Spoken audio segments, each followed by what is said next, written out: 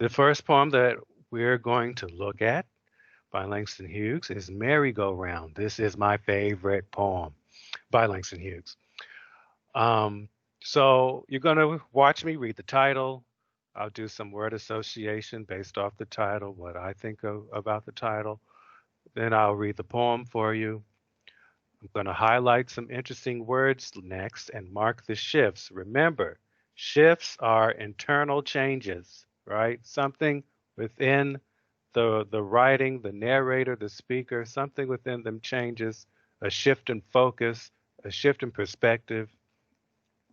These words, these shifts are very important because they always clue us in on what the poem is really about, okay?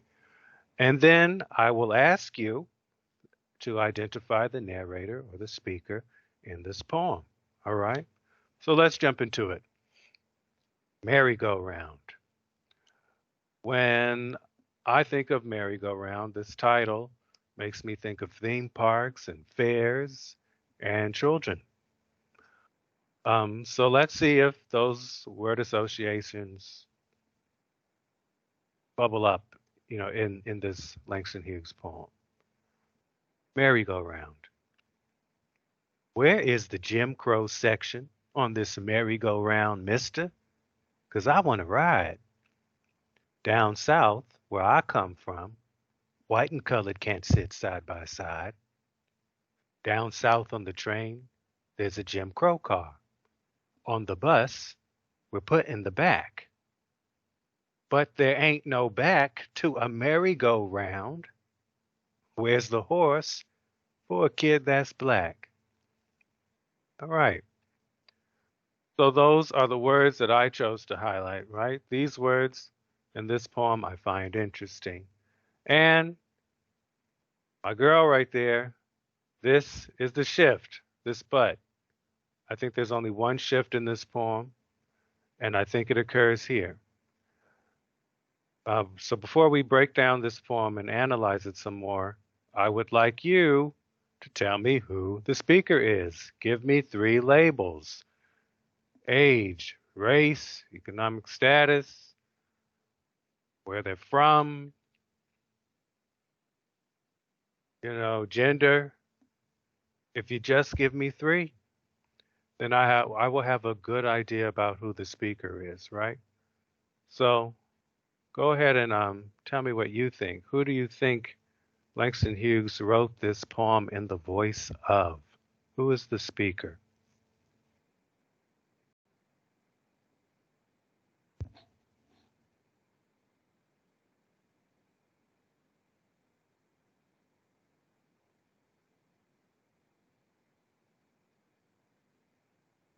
Thank you, Miss Davis. Thank you, Mr. Eccles.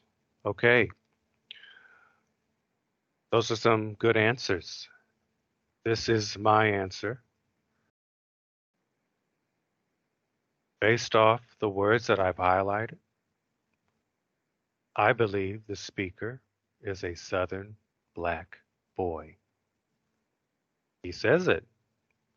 Down south, where I come from, and in the next line, for a kid that's black.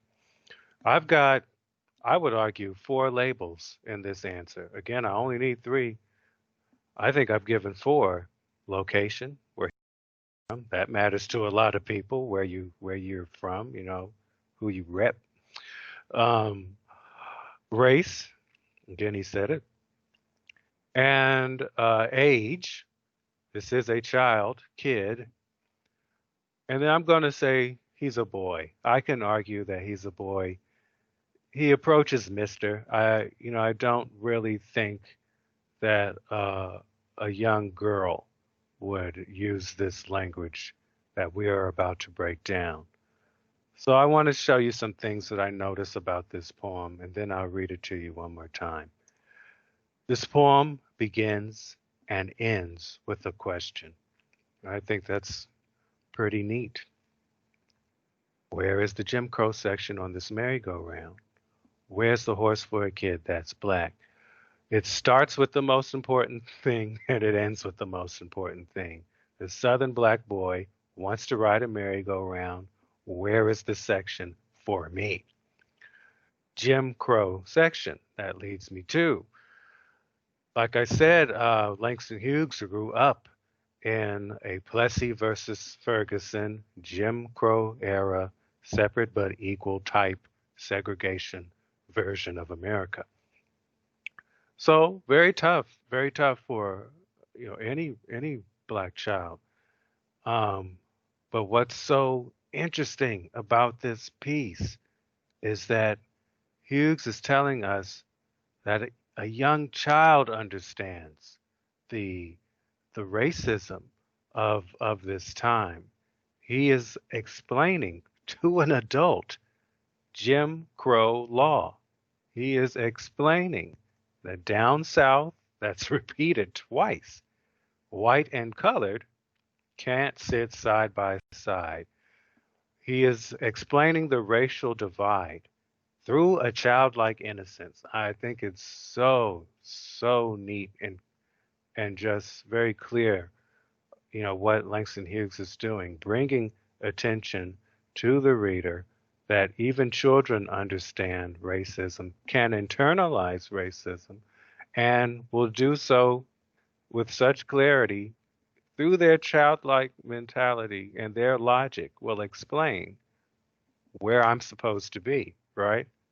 Colored only, Negro only. If you're on the bus, you sit in the back. Right here, bus is mentioned, the train is mentioned.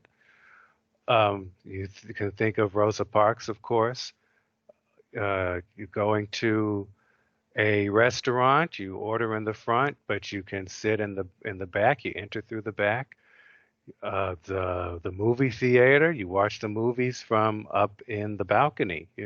All these we could say microaggressions, but maybe not so micro.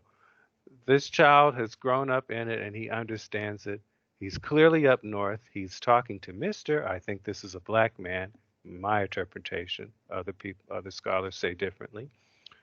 But his familiarity and his deference and respect for an adult figure and his sense of ease to be able to explain to this person, I want to get on the merry-go-round, but I do not know where I'm allowed to sit.